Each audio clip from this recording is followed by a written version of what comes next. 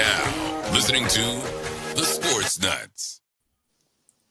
Welcome to the Sportz Nutz. Yes, this is episode 139, guys. We have actually a really special guest lined up. I'm extremely excited to have her back on again. She will be with us momentarily.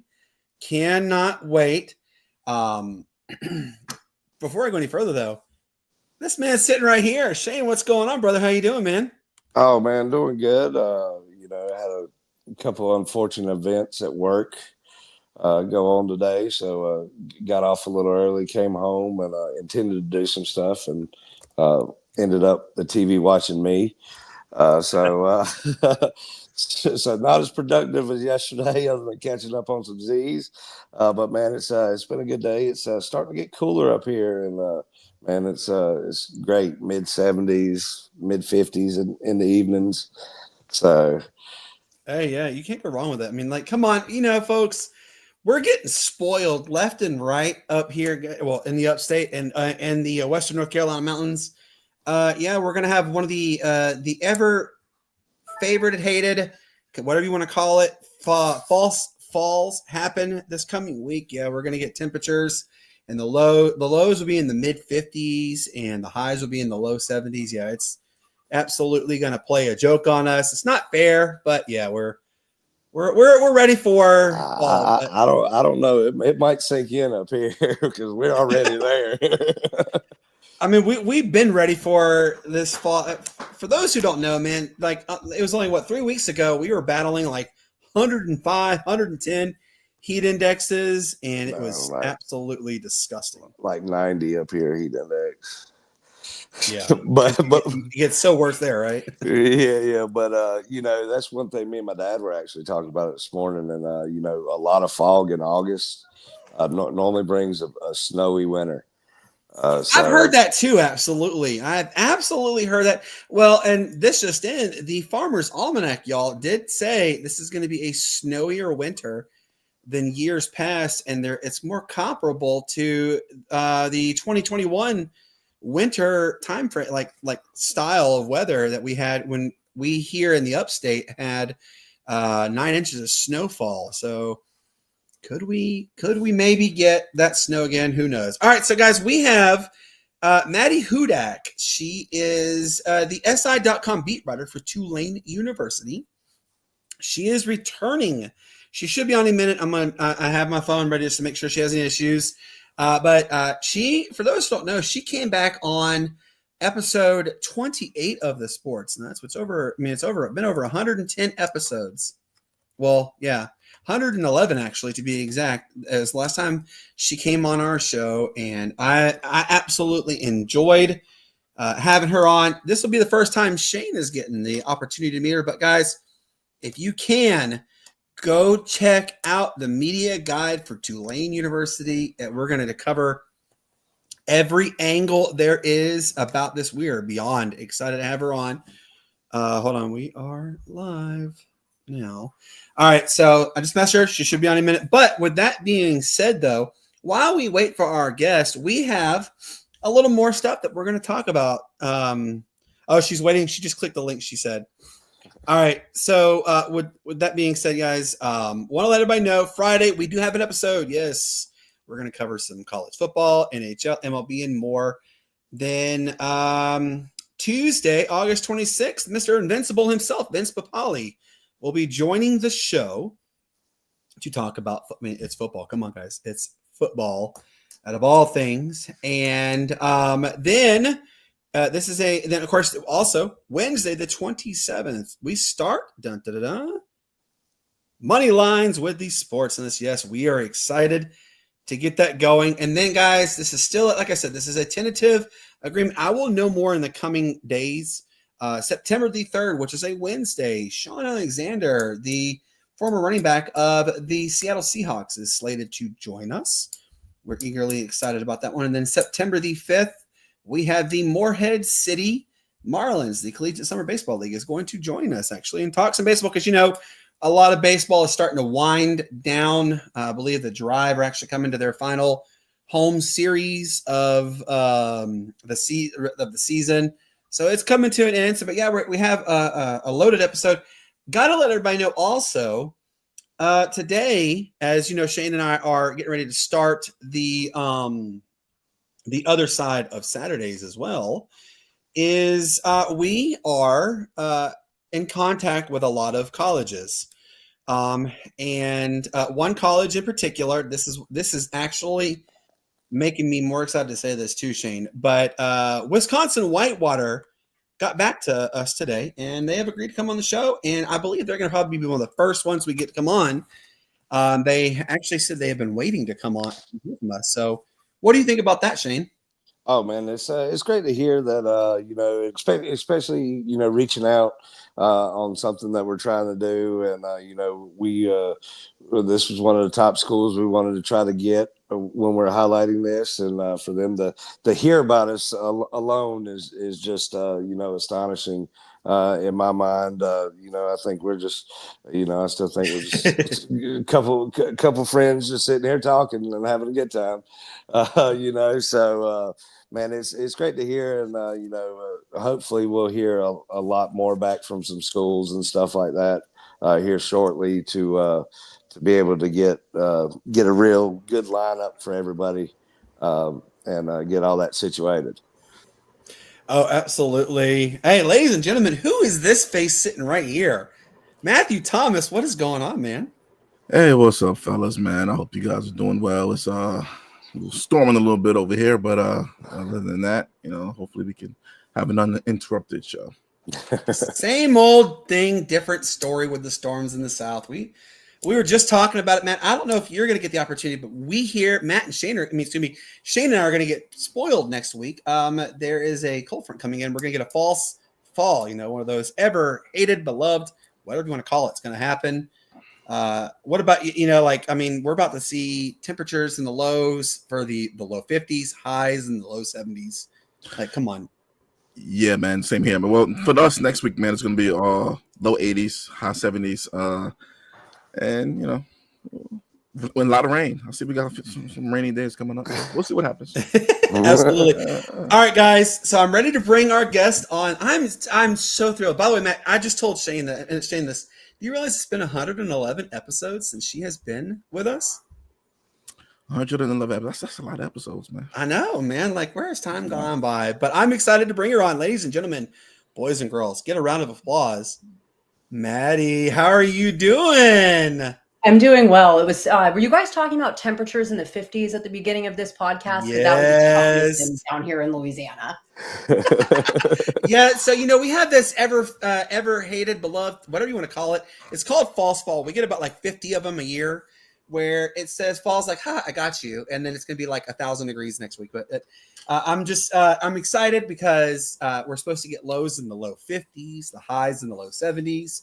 I mean, it just adds up to adds validity to the point we're ready for fall. I mean, yeah, I think Tuesday here it's going to be 68 for the high.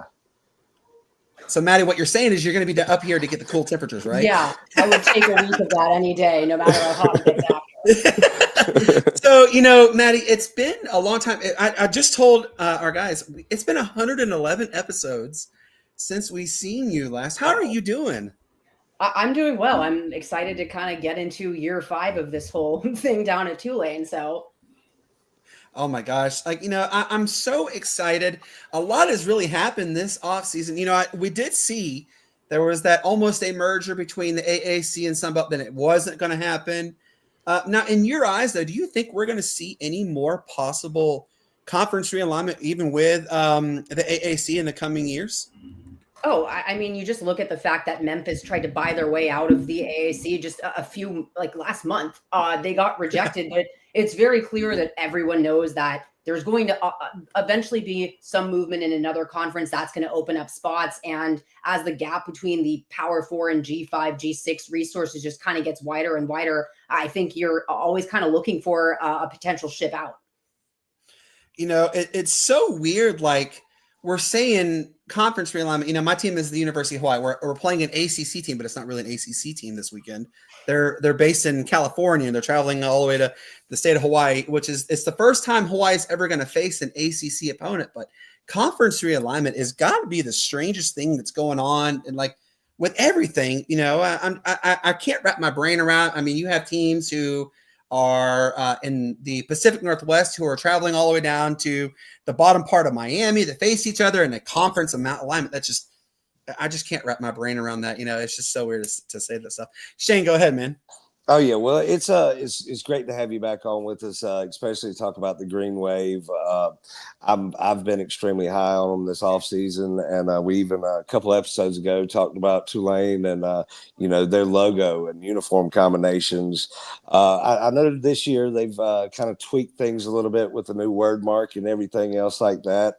But what are your kind of thoughts on kind of surrounding the season and the momentum with all the jerseys and the excitement going on around the team, and hopefully maybe a new helmet?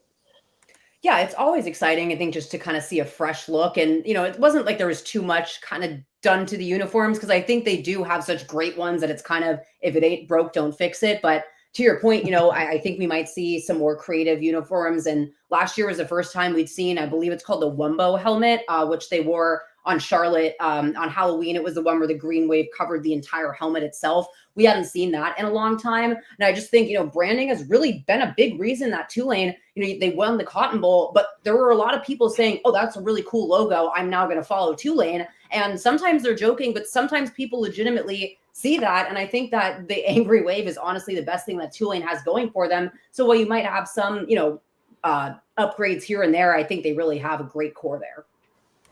Matt, go ahead. Yes, Maddie, as Shane alluded, welcome back to the show. So over the past few years, Tulane has had a few national stories here at times. So kind of tell us, how has the media perception of the program changed since you started covering them?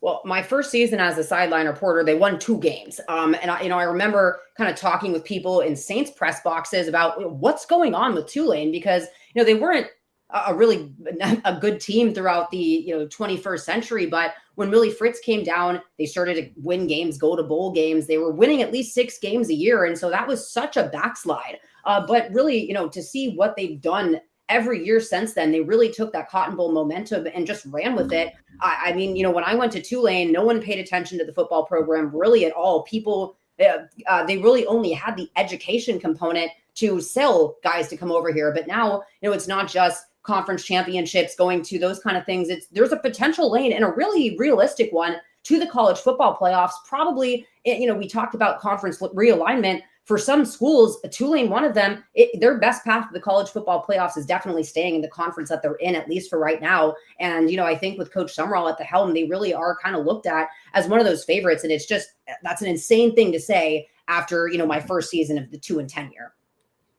It cracks me up that people that, obviously imitation is the most sincere form of flattery. And I love that everybody has adapted the Tulane way.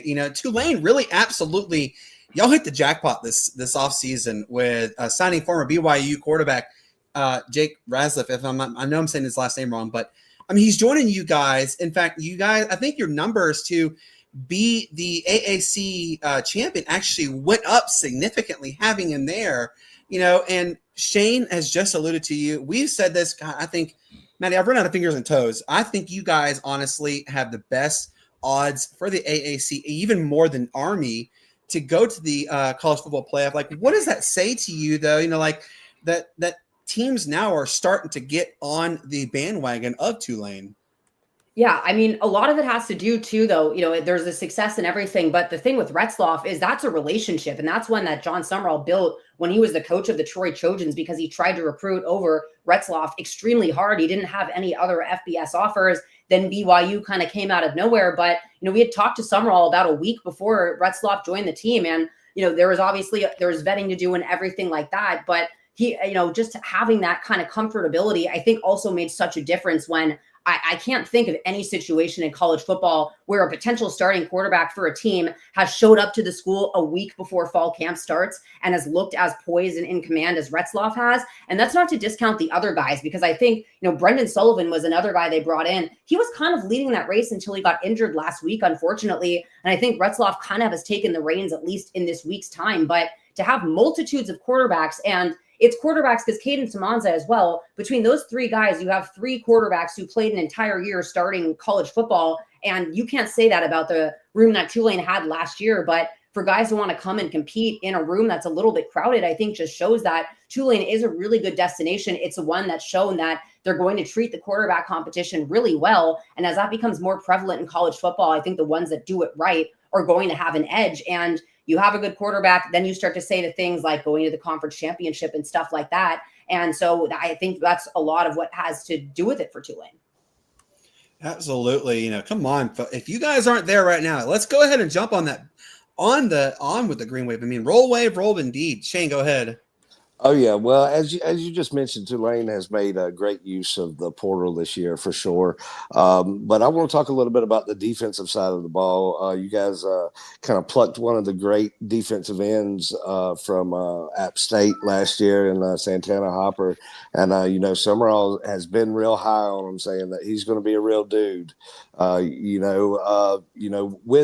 that being said, what do you think the defense is going to do, especially with the tough non-conference schedule that you have against 3 Power 4 teams in Northwestern, Duke, and Ole Miss?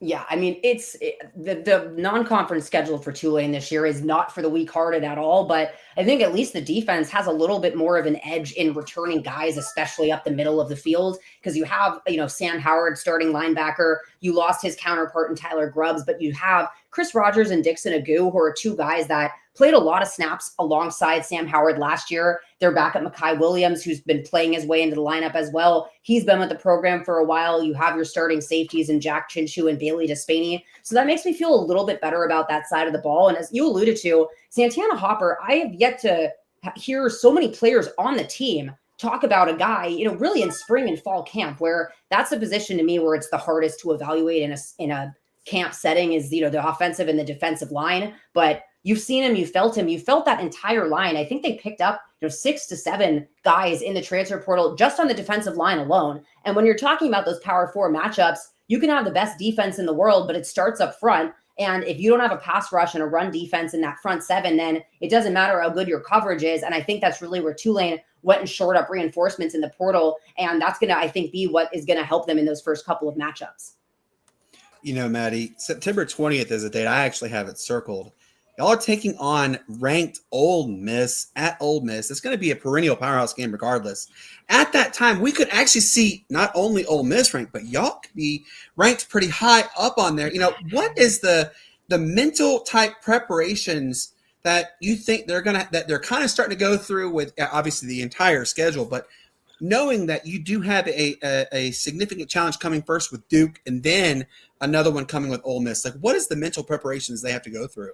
Well, I mean, honestly, the first one's getting through Northwestern in week 1. I mean, to start with a Big Ten team, that's a lot different than what they were looking at last year, not to discount Southeastern Louisiana, but an FCS opponent is a lot different than a Power 4 opponent to start the season. Then they have South Alabama before they're even worrying about those 2 games after the fact. So I think, honestly, the biggest challenge for them is going to be not falling into any type of trap game mentality before those 2 final games, really the Ole Miss one. But I think that game in particular is going to be a very good barometer check on how competitive this team is going to be. In recent history, Tulane's played them twice since I've been the sideline reporter. It did not go well at all in the 2-10 season. It was the last game following the hurricane evacuation. The team was, not in proper strength and conditioning shape. And it was a painful 60 to 20 something loss.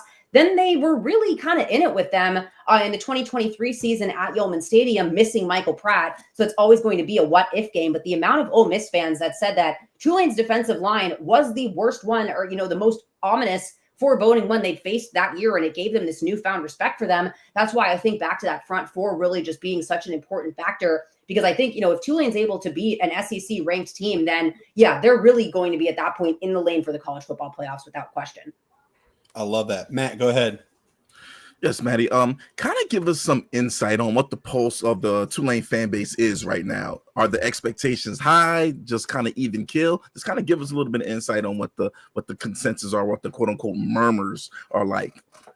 It's a very different kind of, I think, feeling around the quarterback competition than it was last year, where, if you were there at camp every single day, you saw that it was Darian Mensah pretty much from day one of fall camp, to be entirely honest with you. If you're not seeing that from afar, you hear about the stars they brought in Ty Thompson. They have the starter in Kai Horton, or not the starter, but, he had played a few games in place of Michael Pratt. And then they're going to go with a redshirt freshman that no one really knows anything about, who wasn't in the competition, in spring. That's totally different this year, where, everyone was excited about the two quarterbacks they brought in the spring. And then they added Brendan Sullivan, who everyone was excited about. And then you get a huge surprise in Jake Retzloff that, just to get that caliber of quarterback that late in the season. And I think no matter who wins that battle, it's clear that they've just shored up so much at that role, and brought in so many guys in the transfer portal, and I think, what I've learned the last two seasons is player turnover is really, it's a problem, but it's so unavoidable in the sport. So is coach turnover. But if you ask me what's more important, player or coach turnover, I think having the same coach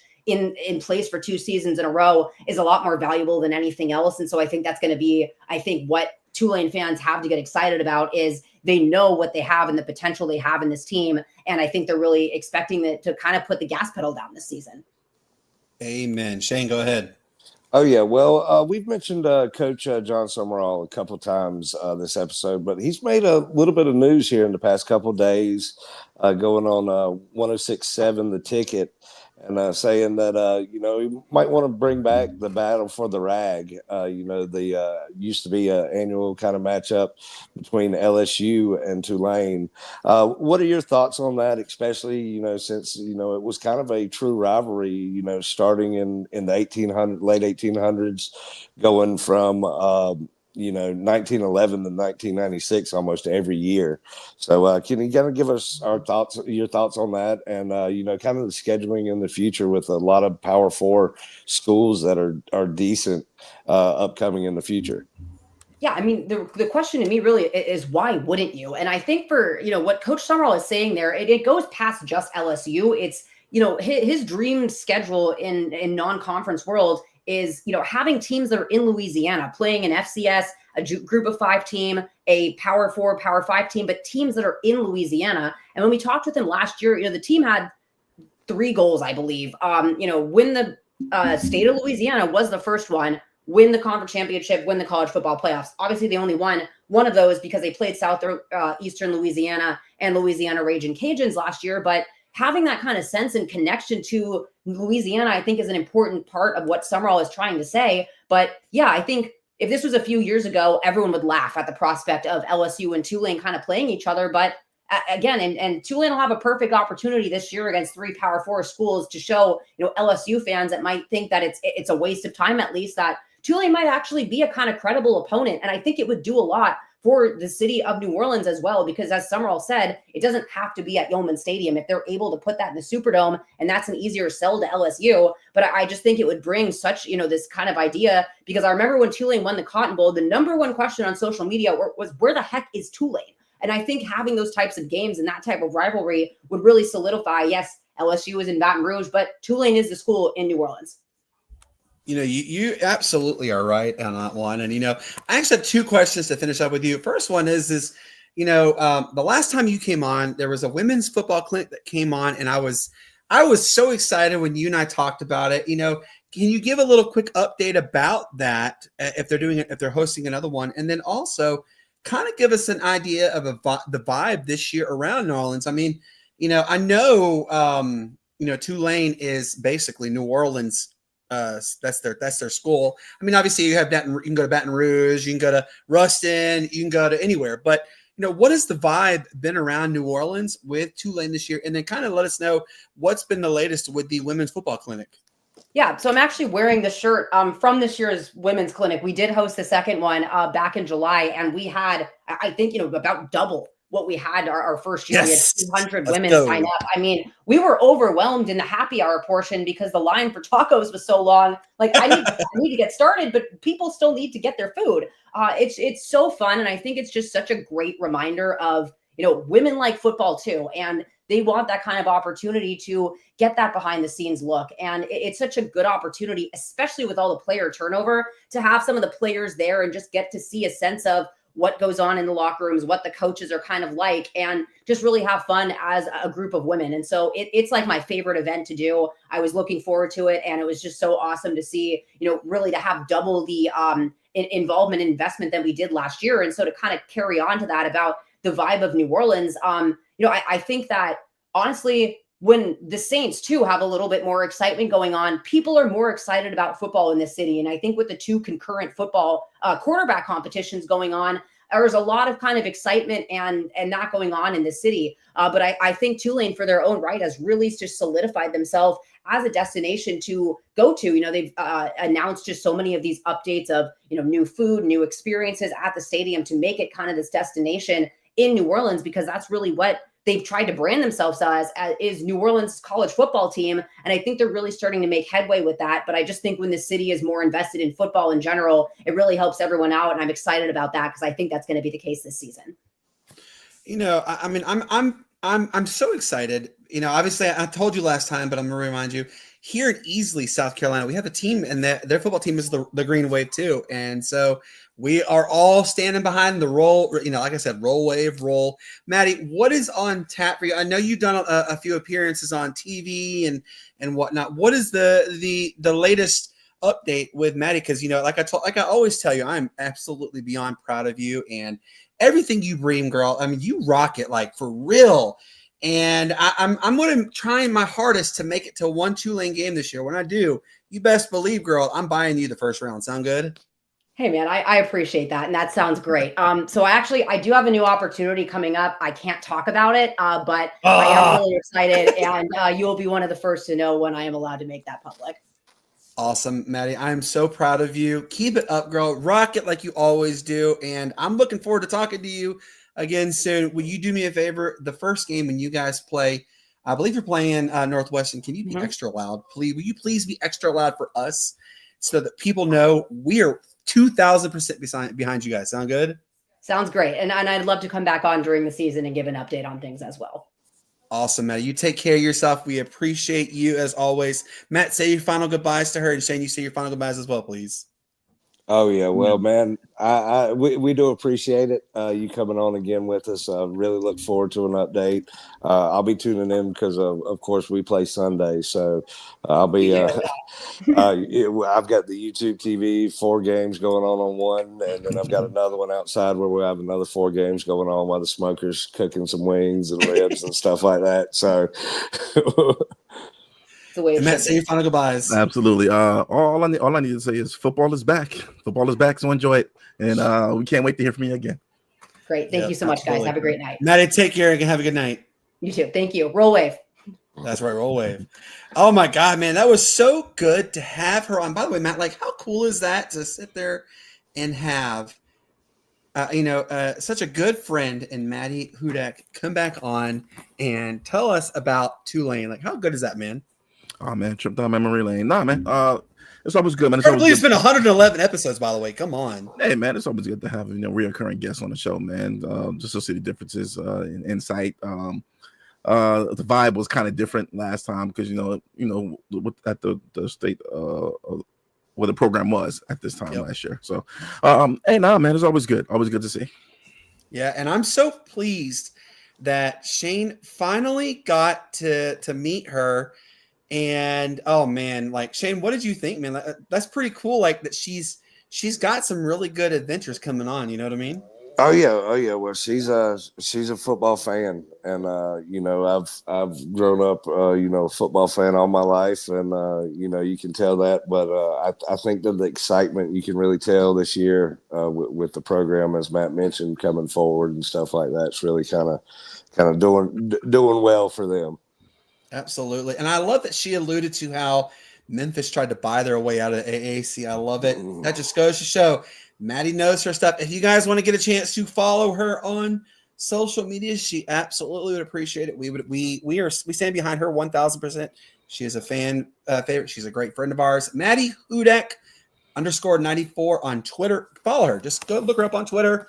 Maddie Hudak. She has a lot of great cameos. She does a lot of television appearances, radio, everything. She's a fantastic person. All right, so now since she's gone, we have a little more we want to talk to you about. And this one, I know Shane is absolutely biting at the bullet to apply numbers at us. So what we're going to do is we're going to tell everybody the Atlanta Braves, they're still turning heads, y'all, but they're actually turning heads the right way. Could Matt have to recant what he said recently? We'll discuss that in just a minute. And then also, what are you guys' thoughts on this? This is kind of complicated. I heard Brandon Leake's take today, Matt, and I know you probably did too. Auburn is decided to claim more national titles just because, who's to say, that, random Joe Schmo colleges can't just start pulling rabbits out of their hats and saying, oh, I'm a national championship just because. I mean, we all know that, Central Florida has claimed the stake to the national title in that 1 year, but we'll talk a little bit more about that one as well. And then the last one, this one actually is very thought-provoking. I want you guys to really think hard. The New York Yankees tied a record last night for the most home runs in a game. They hit 9 home runs on their way to winning 13-3 over the Tampa Bay Rays and Tampa Bay, where they at George Steinbrenner Field, by the way, which is actually the Yankees spring training facility is. And the next question, I'm going to tag along on this one, and this is actually even more thought-provoking. Could Aaron Judge beat or tie the home run king, Hank Aaron? I'm not, I've always said the asterisk lives with Barry Bonds. I don't think he is truly the home run king. I think he is a home run legend. I think he is very high up there, yes, but I don't think he is the true home run. I've always grown up knowing Hank Aaron has been the home run god for baseball. But let's dive into the first question. I know this is going to be really good on both ends. The Atlanta Braves, they're 10-3 in their last 13. And guys, they've gained significant ground actually for that wild card spot. But Matt, you did allude to this as an honorable mention. The New York Metropolitans are going to do they have an annual epic collapse. And guess what? They are in it. And Atlanta has slowly but surely. By the way, did you guys know this? Atlanta is the only team to come back from seven run or more deficits twice this season. Atlanta did it just a few games back. They were down to the Mets, and they came back and beat them. They were down last night to the Chicago White Sox, came back and beat them. But Matt, let's ask: are you going to have to recant your statement that the Atlanta Braves may miss the playoffs?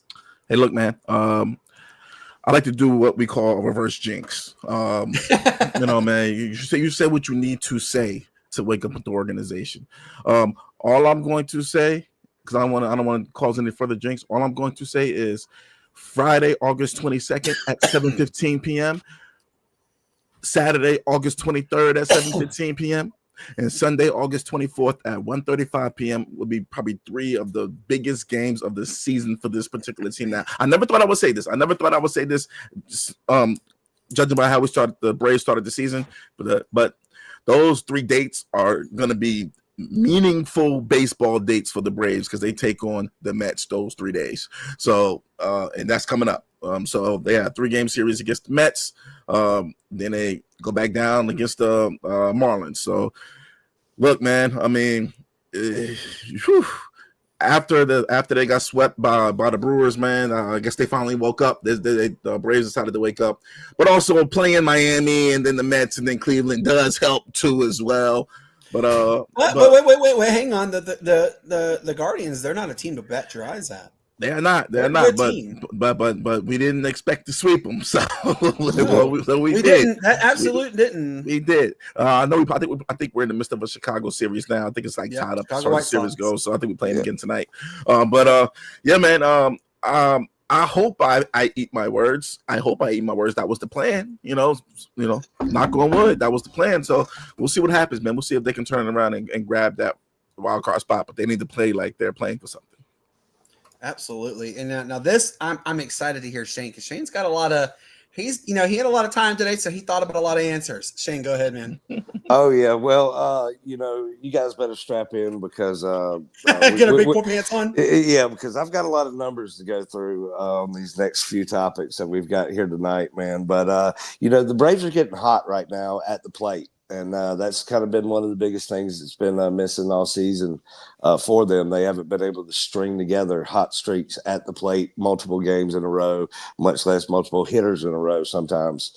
But if they can keep this up, it would be great. But as Matt mentioned, we've got a weekend series coming up with a Mets team that's struggling, but still in the playoff hunt. So, don't discount them out, especially with the talent that they have. It could be, this could be the series that the Mets come into and say, hey, we got to turn it around right now. And, that could be their kind of after the Brewers sweep for us. But, and that being said, if it does continue to trend upward for the Braves, we've got the possibility of Chris Sale coming back for us. Austin Riley is not yet back from his oblique injury, but steadily approaching a point where he can come back and play. But I want to dig into these numbers here because, as you mentioned, Brandon, in the past 13 games they're 10-3. About 20 games ago, the Braves had a 0.4% chance to make the playoffs. About 6 games ago, right before the Chicago series and the last series, it was at about a 3.1% chance. As they coming into the game today, if they win tonight, their playoff odds increase now to 24.7% to make the playoffs. That's insane. Are you serious? Yes. So, I mean, it's trending upward extremely fast, but we know baseball is a game of streaks and stuff like that. And, eventually most streaks do come to an end. That's why they call them streaks and not, just a continuous stat. But, we'll see. And, kind of barring any kind of down slope at the plate right now, it can happen for the Braves because they do have that type of talent. I mean, we've seen stranger things absolutely happen, which, by the way, did you guys, Matt, I don't know. I know Shane didn't hear this because he doesn't live in Atlanta, but you do. And I wonder if you heard this, Matt. Did you hear what Chris Domino today said as a possible off-season signing could come for the Atlanta Braves? No, I didn't hear that one. What did he say? He said Pete Alonso could sign with the Atlanta Braves. People are saying he would be replacing Marcelo Ozuna as the DH. I'm really baffled. So I said, well, I don't know if he would necessarily do that. For those who don't remember, Pete Alonso last year, or I think it was last year, I made a audacious claim, throw it again, and the Braves went on like this massive. So I think it was a few years ago. They went on this massive win streak. The Mets went on this massive losing streak like they do every year. They missed the playoffs. Atlanta didn't. I think it was the year actually the Braves won the World Series, if I'm not mistaken, is when Pete Alonso did his throw it again. And it's also been very well documented for forever and a day that Pete is not exactly fond of the Atlanta Braves organization. But Shane, what do you think? Do you think someone like Pete Alonso could actually truly sign with the Atlanta Braves? I believe the Braves are looking at, the prospects going into the 2026 season. That's kind of why they didn't make a lot of moves at the deadline when, many expected them to. But with Double-A, you never know. But I don't see like a Pete Alonso type kind of coming because he really only plays first and third base. If he's going to play DH, I think he's still a better player and is going to kind of recommend that kind of money as a player, not just necessarily a DH. So the Braves have always been on that budgeting side when it comes to big names and stuff like that, getting them later in their career after slumping somewhere else and bringing them back. So I don't see a Pete Alonso type, coming in, especially, at those couple positions. But, I could see some other moves being made for sure. Oh, yeah. I'm eager. I love, and everybody knows, if you don't know this, I interned under Chris Domino, Matt Chernoff, and Nick Shalene. Nick Shalene is a good friend of ours. He's come on several times. So we're trying to get actually all three of them to come on at one time. And boy, do I have the stories to tell you on that one. All right, so I got to ask you real quick. Everybody, I want you guys to tune in. There's 17 people watching right now, and then us here. Auburn has said, we're claiming this national championship. We're doing this one. We're doing this one. Oh, and by the way, we're doing this one. Is this just like the norm now? Anybody just, is this like Amazon where you put it in your shopping cart and go buy it? And is that what it is? Like, Matt, what are your thoughts on this whole thing that Auburn has decided to claim 4 new national titles? Why not just give it to, University of Alabama, Birmingham and give them like 25 national champions? I mean, like, what are your thoughts on this, Matt? Well, I mean, kind of, we know the game, and we know what's going on right now. We know it's just, coaches, players trying to hype themselves up, man, to get themselves ready for the season, to get themselves motivated. It's just a motivation technique, man, motivation tactic. But also, every team should feel like this. Every team should feel like they're going to win. If you put in the work and you bring in the recruits, put in the work and implement the proper regime, then and a proper structure and plays, you should have the utmost confidence in your abilities and in your play. So play has to do the talking. Though you can talk all you want, but play has to do the talking first. It's so strange. And Shane, did you see what one of their years, their claim is like 1914? Like, I mean, what are your thoughts on this?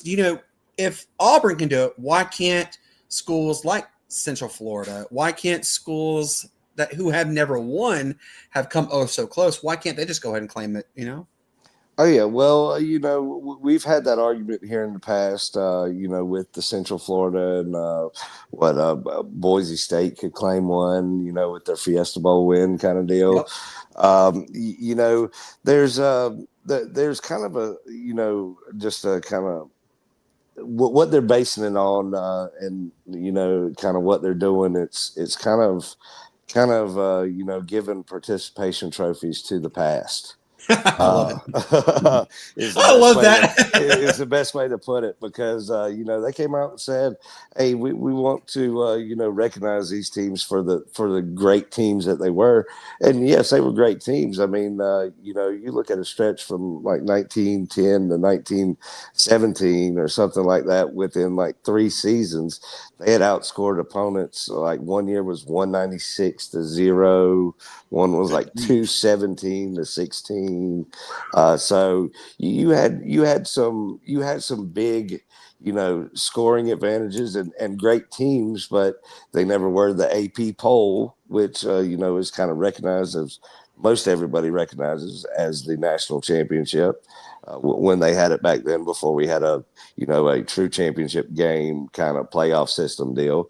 I believe there was a couple of years back in the early 90s, 2000s, where it was, I think, Miami, Nebraska, and then there was maybe Florida State was in the mix, Notre Dame kind of deal.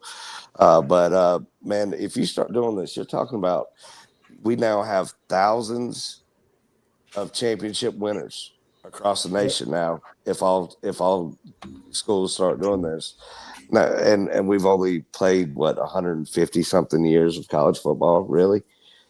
It doesn't make any sense. It's like I said, it's participation trophies for the past, and it's kind of with that decision, I think, tainted my perception of the way they think of the game at a great school that is historically good.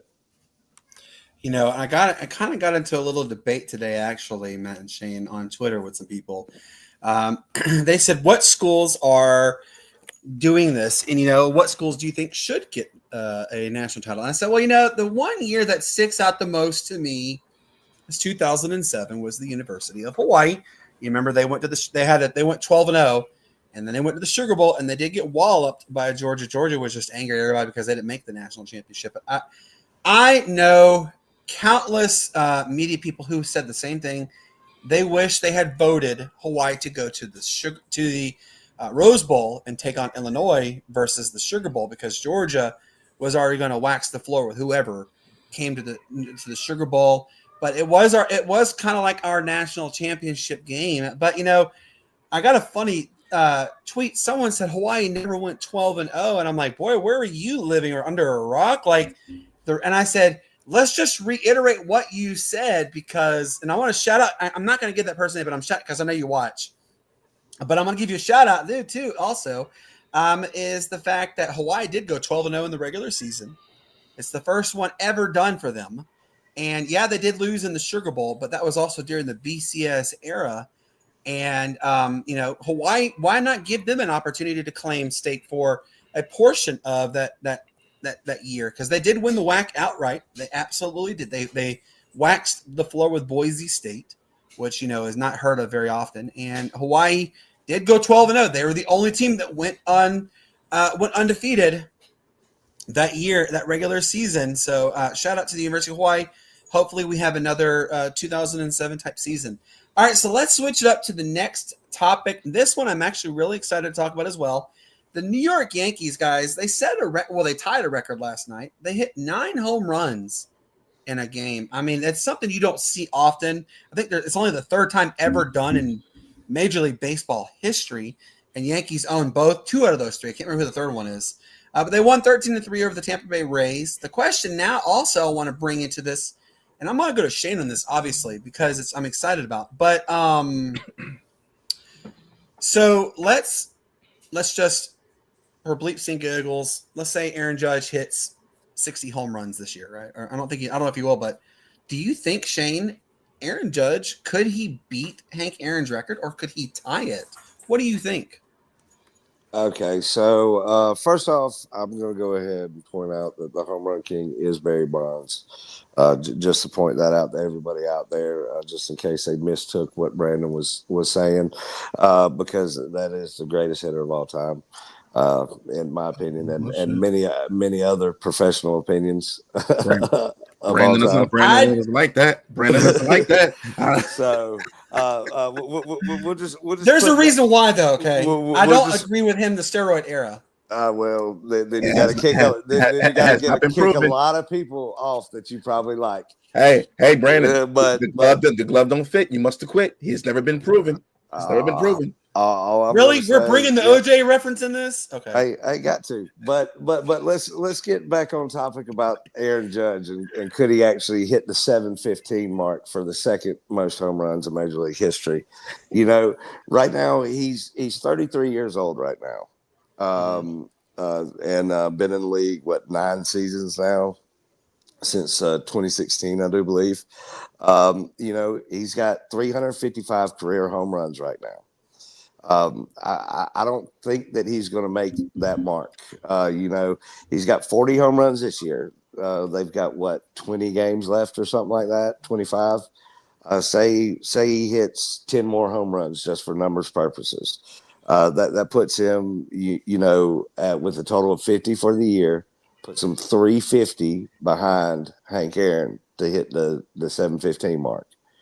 Okay. So in 7 seasons after that, so he would reach the age of 40. In 7 seasons, he would have to average 50 home runs during that 7-year span. But wait, though, didn't you say, though, just to tie that mark? Didn't you say it's been well documented? People who are over the age. No, that was Matt that said that. People who are over the age of 40 aged like fine wine, and they do have successful points. Could he have another 60-win season? I mean, home runs is not one of those things. I'm sorry. Yeah. But we've seen. Let me go ahead and give you a little bit of stat on that real quick, because that was next point I was going to mention. The most home runs ever hit by anybody at the age of 40 or older was 38 by Big Papi. Barry Bonds. Still pretty good. Barry Bonds, the greatest hitter of all time, 40 years old, 2007, only hit 28. There's a few others in between there. I believe Nelson Cruz hit, right at like 30. And that's 39 going into 40 years of age. That means Aaron hit 40 at age 40, and then he still hit home runs after. Yeah, but that's 50 home runs a season over a true 7-year span with an athlete that is 6'7". He's a big man for this game, and it's why the NBA doesn't have a lot of longevity in players in their 40s, because gravity. Something that big's got to come down at some point. So what goes up must come down. yeah, it's going to be hard, and you start looking into the numbers and like I did tonight, and it's seemingly more and more impossible. But if you go deeper and deeper. Off topic slightly, but my Diamondbacks need to start building streaks this season. They ain't gonna make the wild card. I don't know, man. That absolutely is a disappointment. What happened with them too? I mean, you go literally from only a couple games from winning the World Series to not even making the playoffs. It's just sad. So, but you know what though? What do you think, Matt? Do you think Judge could tie Hank Aaron? Absolutely not. I mean, 755, man. That's such a crazy number. Aaron man. hit 715. I'm sorry. Aaron hit 715 or 740 or whatever it was. Yeah, but no, sorry. I'm thinking Barry Bonds. I'm thinking Barry Bonds. I'm sorry. 755. Yeah, 755. Yeah, Hank Aaron 755. I remember I used to go to the 755 club all the time, and yeah, that's right. I'm sorry. I know for a fact it's 755. But yeah, man. No, it's impossible. It's just impossible, man. Judge is not going to play another. He would have to play another 10, 12, 13 years. I don't see that happening. And not only what that, about Babe Ruth's record? Do you think he ties Babe Ruth then? I don't think so either. I just don't think so, man. Again, with Judge, man, he would have to average at least 40 to 50 home runs per season, man. And I just don't see that happening. I just don't see it happening, man. Like I said, Shane alluded to it. He gave you the stats and the statistics of it. So no need for me to dive into that again. But yeah, man, it's just gonna have to be a no for that one, man. It's gonna be a tough record to break, man. I mean, will it eventually happen? I mean, it's already been broken, but will it eventually get caught? I don't know, man. I don't know. That's a lot of home runs. Do we ever see another 700 home run hitter actively? I mean, do y'all think we will ever see another 700 home run hitter in our lifetimes? I think we could, just because of kind of how baseball does it nowadays, and the way that the game is going nowadays. It's power hitters are valued and strikeouts are just anymore. It's the game's completely changed, and you get into the juice ball era kind of thing where MLB manipulates the baseball to let it travel further and hotter off the bat kind of deal. It's something that we could potentially see. It's going to take true longevity from a power hitter early on in their career to do it. Ohtani and that's the question right there. Could Ohtani last a long time? What do you think? I think he could last a long time if he decides to be a one-way player, especially here in the next couple of years, to create that longevity. Because in all reality, if he creates that longevity, he's in the league for another 14, 15 years. I don't know if he will necessarily continue on the dominant path he is on. I think age is going to absolutely catch injury. He's also had 2 Tommy Johns, and it is statistically been proven it's almost virtually impossible to really bounce back to the levels that once were. I mean, we're actually seeing it. We're witnessing it right now. Honestly, Spencer Strider has had 2 UCL injuries. He's had 2 Tommy John surgeries this season. He is absolutely bottomed out. He's not been the dominant pitcher we know, and if we had healthy starters, I think he'd be in the pen by now.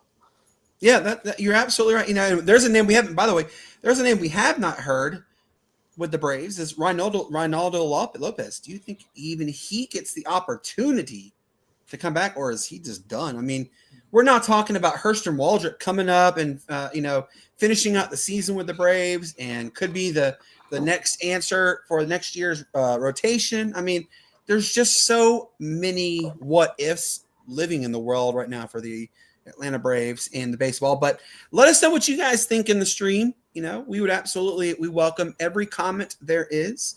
If you guys think that, let's just give 2 names. Let's say, could Aaron Judge tie Hank Aaron, or could Shohei Ohtani tie Hank Aaron? You let us know, and we will absolutely welcome your answers. I got to have a quick honorable mention. Roger Goodell has said he wants to bring a Super Bowl to London. Yes or no? Do you think it happens? No. No. He's franchises. He has to look out for his franchises first. Well, by franchises, I mean the cities that these franchises are in. Then you got to look out for those first, man. So if you got to make sure every city gets a Super Bowl before you go overseas, man. Make sure every city has one first. Well, also at this point too, you look at TV contracts and stuff like that. I mean, also time constraints too. Yeah. Well, no, you look over at London. That game have to be played 1 o'clock. Their time.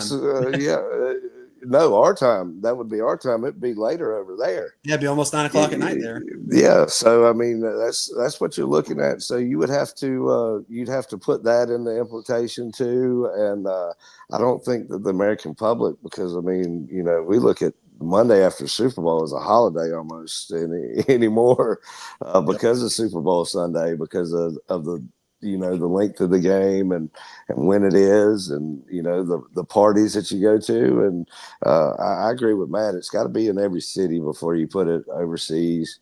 Although you have that kind of option now, and especially with the expansion that they're talking about possibly overseas as well, that would only you would only put one there if that comes to fruition and those teams are actually good. Absolutely. Y'all, it's been a fantastic episode. We appreciate each and every one of you. Real quick, Matt, do you have any honorable mentions you want to give out? Actually, yes, I do. Okay. I want to give an honorable mention because I don't know how a team can do this.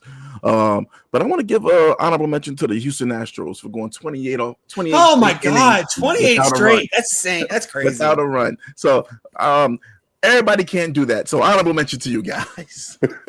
I mean, that is an absolute insane number. I mean, you think about it, that's like almost 4 games they haven't scored a run. That's insane. What about you, Shane? Do you have any honorable mentions you want to give out, sir? Oh yeah, well, hey, we're going into the last week of the NFL preseason. First week of college football. So just as we've said plenty of times here before, football's back, baby. That's right. Football is back. Real quick, I'll let you guys know we will be back with you Friday. Yes, Friday, 7:30 p.m. Eastern. We will be talking college football, some hockey. Which, by the way, I want to give a special shout out to Augusta, Georgia. Which, by the way, and I don't know if you caught this last night, Shane. Casey kind of eluded what was to come, and I hope you guys are ready to hear this. And I did post it. But Augusta is getting an ECHL franchise, and it's so convenient that he did mention the city of Atlanta. Why did he mention the city of Atlanta, Houston? Because Atlanta has been awarded an NHL franchise. It will be officially the announcement's coming in the coming weeks. Be ready, you guys. I promise you it's coming. It's going to be Atlanta and Houston are getting the teams. So shout out to them. The owner of the franchise, by the way, in Augusta, Tim Tebow. We are trying to get him on the show. I have reached out to him personally. Fingers crossed he comes on. And Matt, I will share with you his information in a little bit, and Shane too. Also, we'll let you guys know next Tuesday, Vince Papali, Mr. Invincible himself, will be joining the show to talk some football. Then we start money lines next Wednesday, the 27th. Can't wait for that. It'll be actually, I know we said 27th. I believe it's 7:30, if I'm not mistaken. Shane, is that correct? 7:30, right? Yep, 7:30. All right, and then tentative agreement still. I will know in the next couple of days. I'll message him. Sean Alexander, the running back for the Seattle Seahawks, is slated to come on September the 3rd. For those who don't know, he did grace the cover of Madden, and the biggest question everybody want to know is how do you break the Madden curse? And then Friday, September the 5th, we have the Morehead City Marlins Collegiate Summer Baseball team is coming to join us, and we can't wait for that one. With that being said, for Maddie Hudak and all those who tuned in, Matt, what do you tell everybody?